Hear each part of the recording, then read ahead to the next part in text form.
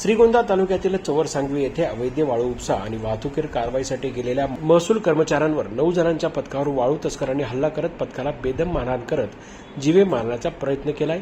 याच्या निषेधार्थ महसूल कर्मचाऱ्यांनी तहसील कार्यालयात निषेध सभा घेत पोलीस प्रशासन आणि महसूल प्रशासनावर गंभीर आरोप करत हल्ला करणाऱ्या आरोपींना अटक करा, तोपर्यंत काम बंद आंदोलन सुरू केले।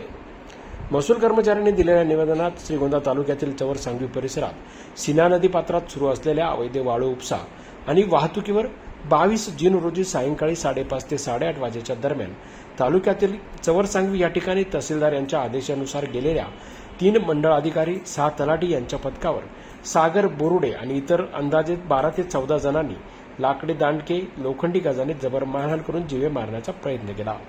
या प्रकरणी आरोपींना लवकरात लवकर अटक करावी आणि गुन्हा दाखल करू नये। घटनेतील आरोपींना अटक झालेली नाही। या घटनेमुळे यातील आरोपींना अटक न केल्याने तालुक्यातील तलाठी, मंडळ अधिकारी, महसूल कर्मचारी, शिपाई, कोतवाल यांच्या जीवितास धोका निर्माण झाला असल्याचे सांगत सर्व आरोपींना अटक होईपर्यंत श्रीगोंदा तालुक्यातील तलाठी, मंडळ अधिकारी, महसूल सहाय्यक अव्वल कारकून, शिपाई, कोतवाल, कर्मचारी, नैसर्गिक आपत्ती निवडणूक विषयक कामकाज वगळता इतर सर्व कामकाजावर बहिष्कार टाकत काम बंद आंदोलन पुकारण्यात आले। श्रीगोंदा तलाठी संघटनेचे अध्यक्ष राजाराम भांड, जनार्दन सदाफुले, महसूल कर्मचारी संघाचे गिरीश गायकवाड, विभागीय सचिव महेश सुद्रे, जिल्हा संघ सचिव स्वप्नील होळकर, आदेश जावळे यांच्यासह मंडळ अधिकारी, कामगार, तलाठी, महसूल कर्मचारी मोठ्या संख्येने उपस्थित होते। परवा महसूल पथकावर जो हल्ला झाला आहे त्या सदरील हल्ल्याबाबत कर्मचाऱ्यांमध्ये पूर्णपणे भयभीत वातावरण झालेले असल्याने सदर आरोपींना जोपर्यंत अटक होत नाही तोपर्यंत तलाठी संघटना, महसूल कर्मचारी संघटना, कोतवाल संघटना व शिपाई संघटना सर्वांनी काम बंद आंदोलनाबाबत माननीय तहसीलदार यांना निवेदन दिलेले असून आम्ही येथे काम बंद करून जोपर्यंत आरोपीला अटक होत नाही तोपर्यंत काम सुरू करणार नाही अशी भूमिका घेतलेली आहे। शनिवारी आमचे महसूल पथक चवर सांगवी येथे